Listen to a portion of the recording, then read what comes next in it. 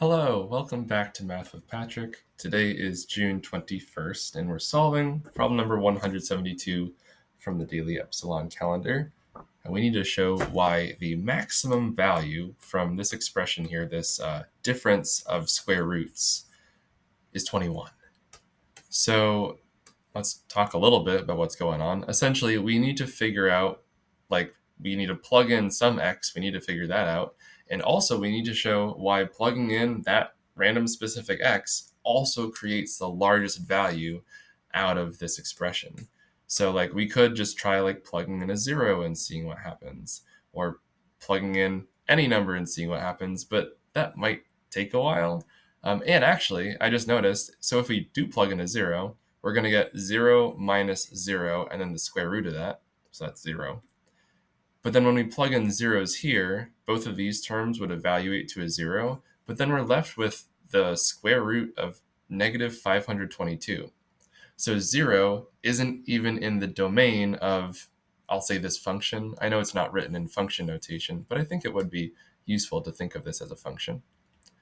So f of 0 is undefined. You can't really square root a negative number unless you're working with complex numbers, and I'm pretty sure we're just meant to work with real numbers here. And so we could keep trying this. We could keep trying, what numbers am I even allowed to plug in? And after we figure that out, what numbers produce the largest value?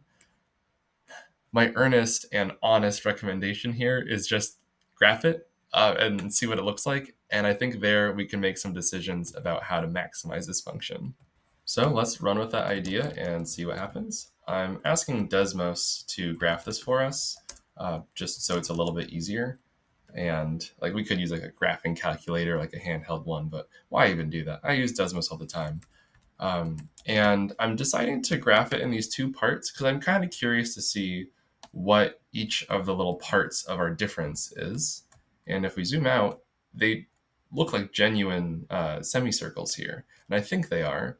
I know that if you, this one's definitely a semicircle. We could call it y equals this. And if you expand it out, you would get some kind of equation that matches the general circle form. And I guess more generally, if you square root a quadratic equation, you're going to get a semicircle. So cool, we're working with two semicircles, and our original function is just the difference of the two. And let's see what that one looks like. So it looks like it's this purple curve, and so we can just study that. It's always decreasing. There's really one maximum, and it's going to be right here. And it looks like Desmos can just tell us that when we plug in a 9, we are going to get 21, which is the maximum. And finding the answer by graphing is totally fine and dandy, but I do also want to show that there are methods that we could use to maximize this function and not rely on technology. And we're going to need to use a little bit of calculus. One concept that I want to talk about first are critical points. A critical point essentially is just somewhere where we might find a maximum. Usually, critical points, you're going to find it when the derivative of a function is 0. That's because, if we have a derivative of 0, like up here, well, it's at the top of a hill, and that's a maximum. Though maybe if you find when the derivative is 0, maybe you're actually at a minimum. So you got to be a little bit careful about, if you have a derivative and you set it equal to 0 and you find out what x causes that to happen, you can't just go, aha, I have a maximum, because maybe you have a minimum. Also, setting the derivative equal to 0 isn't the only spot where you might find a maximum or a minimum. Also, it's possible that an undefined spot is going to get a maximum or a minimum. For example, we could have a corner, and anytime the function isn't smooth, like at a corner, maybe on an absolute value function, here is definitely a maximum, but we wouldn't be able to find the derivative at that spot. Also, maybe a spot with an infinite slope, just for a split second, something that goes directly downwards like that, just for the tiniest moment. This could also be a maximum.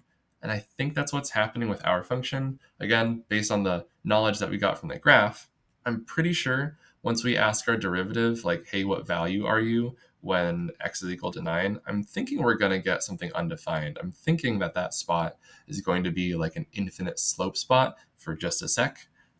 But even though the slope might be undefined, even though the slope might be infinite, straight up and down, that value in the function itself is still defined. We could still plug in a 9 here and here and totally get like a normal number, right? 21. We saw that we were able to plug in 9 on Desmos. We got 21. Anyways, that's just a hunch. Let's actually try out the calculus and see what happens. Let's find the derivative first. I am going to use the chain rule here because I have an inside part within another function. So I'll take the derivative of the inside part. That's going to be 58 minus 2x. Here I'm using the power rule in both of those. Then I'll take the derivative of the outside part. I'm treating this square root as like a power of 1/2. And using the power rule, the 1/2 comes down. The inside part stays the same. And then the exponent goes down by 1, so it's going to be a negative 1/2. And I'm going to use basically the same rules for the second part of the derivative here. So the inside part is going to have a derivative of 67 minus 2x, and then the outside part is going to have a derivative of 1/2 times 67x minus x squared minus 522, all to the power of negative 1/2. So we need to figure out where the critical points are. We need to figure out when is this 0 or when is it undefined. And right now it's a little bit hard for me to like spot what's going on, and I don't really like having these negative fractional exponents. So I am going to rewrite it as fractions and square roots. So this 58 minus 2x is going to become a numerator here. Oops, this is a minus sign in the middle, as is this 67 minus 2x. Negative exponents essentially tell you to put things in the denominator. And then the 1/2 is like a square root. Oh, and then there's also a 1/2 out front here. I think I'll just do like this for the 1/2 for both of these. And then the negative sign and the 1/2 essentially put a square root in the denominator. And so I'm already starting to think about like where are the critical points. I'm thinking about like when might I have undefined stuff. So maybe dividing by 0 here is going to make it undefined. Maybe plugging in like a negative number is going to make it undefined, like because you can't square root a negative.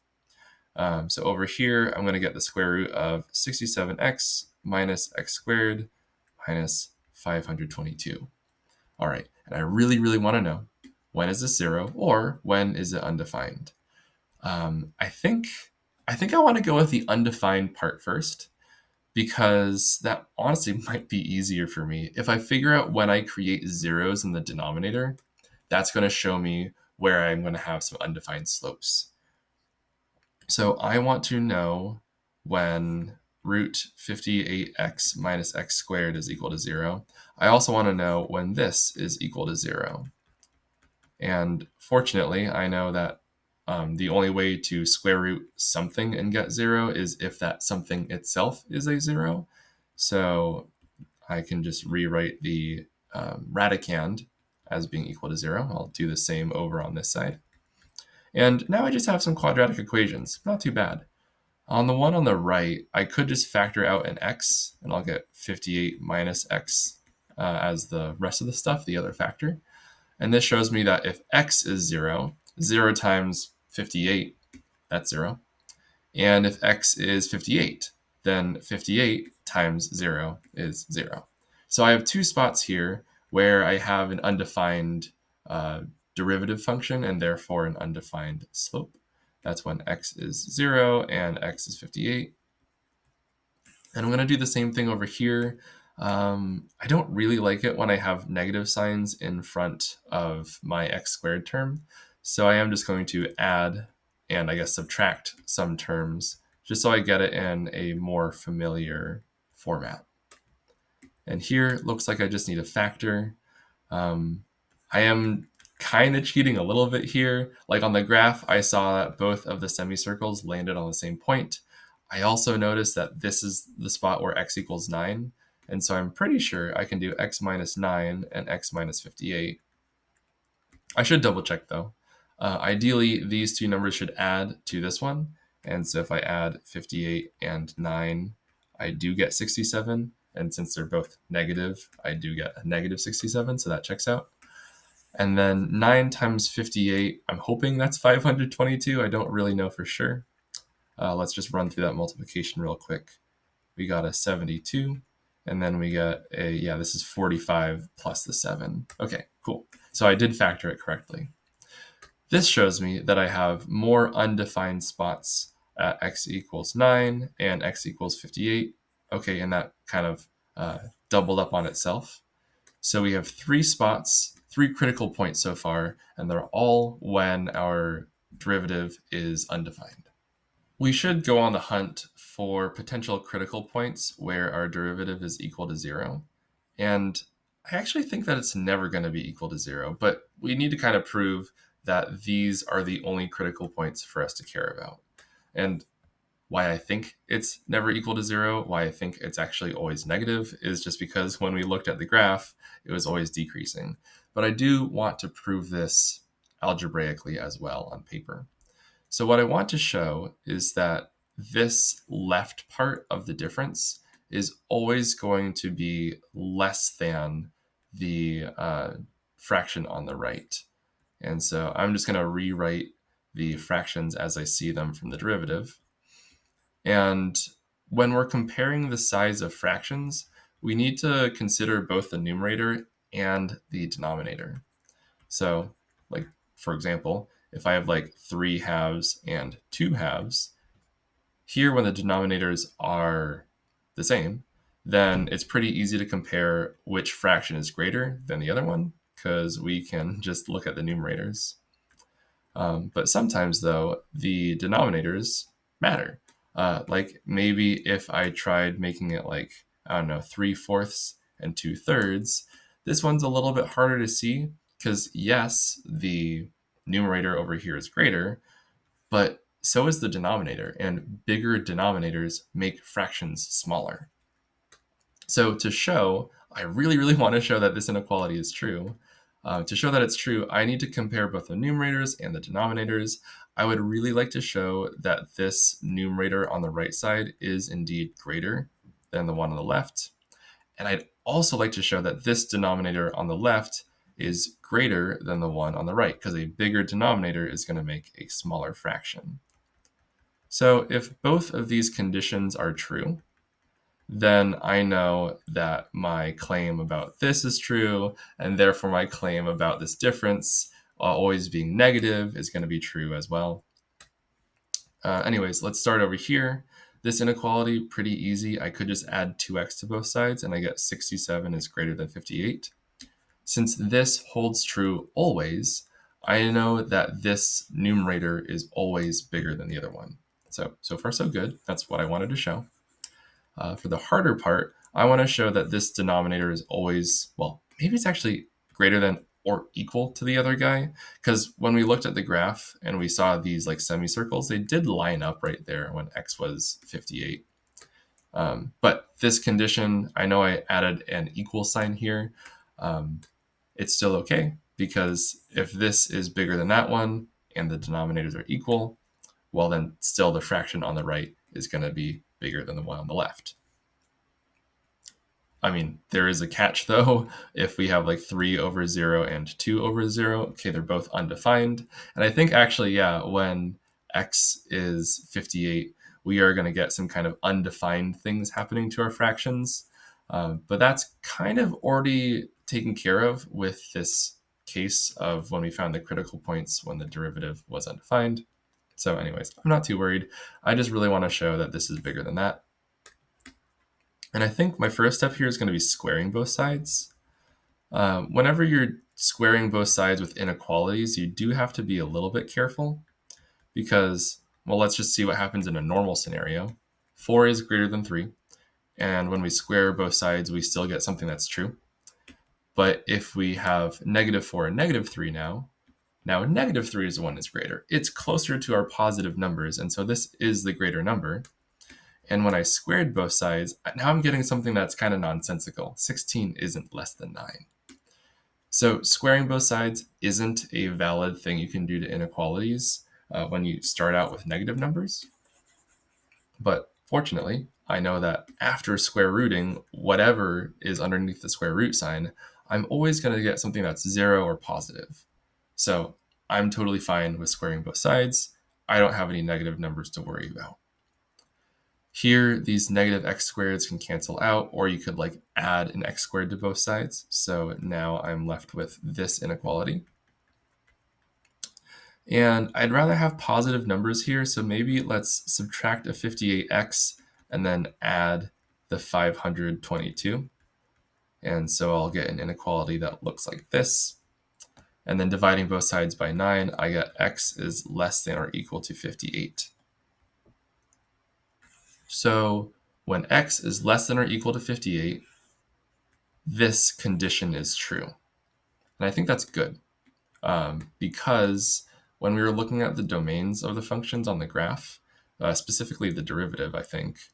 Oh no, this was the normal graph. This was just doing like one part minus the other.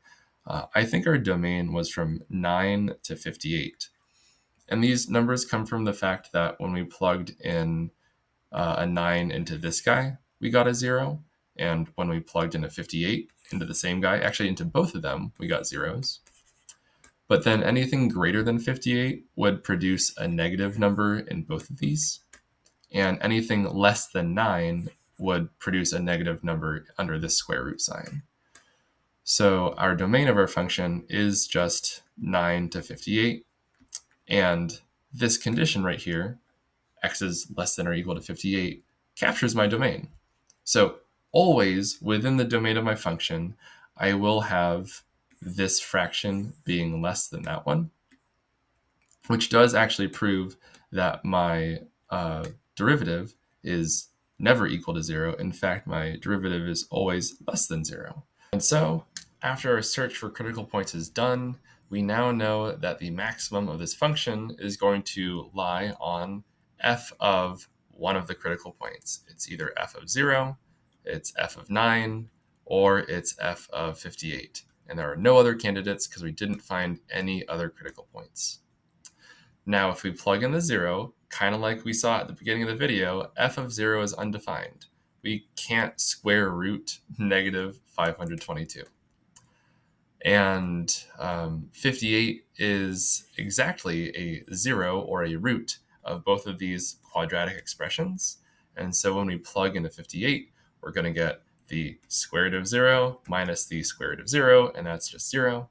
And so this is our final hope for, well, actually, I mean, technically 0 could totally be a maximum number for like other functions out there.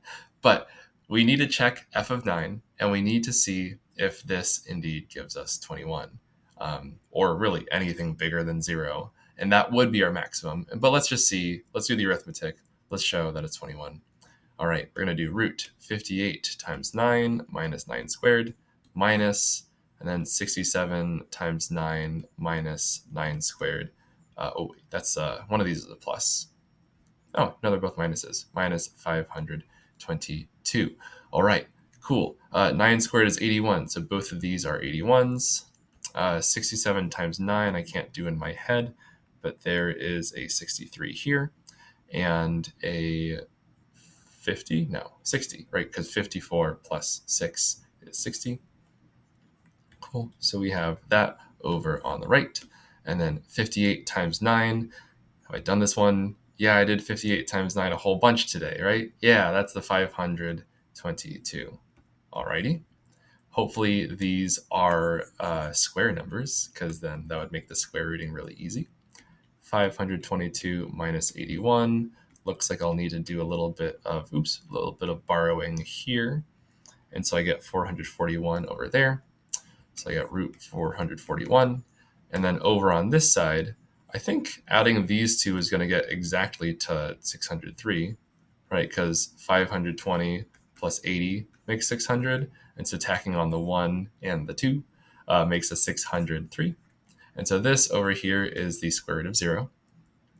And finally, we're going to see what the square root of 441 is. Here, I'll just kind of show that 21 times 21 is 441, and then we're all done. So I'm just doing the long multiplication here, a little placeholder 0, and then ultimately we do get 441. So here is the 21. That matches today's date, and we're all done. There is how you'd solve it by hand. You'd have to do some calculus. You'd have to find your critical points, plug in the numbers. Ultimately, we can show that the maximum is 21. Honestly, graphing was so much easier, but hey, we solved it 2 ways. Anyhow, thanks for coming along, and I'll see you tomorrow. Bye.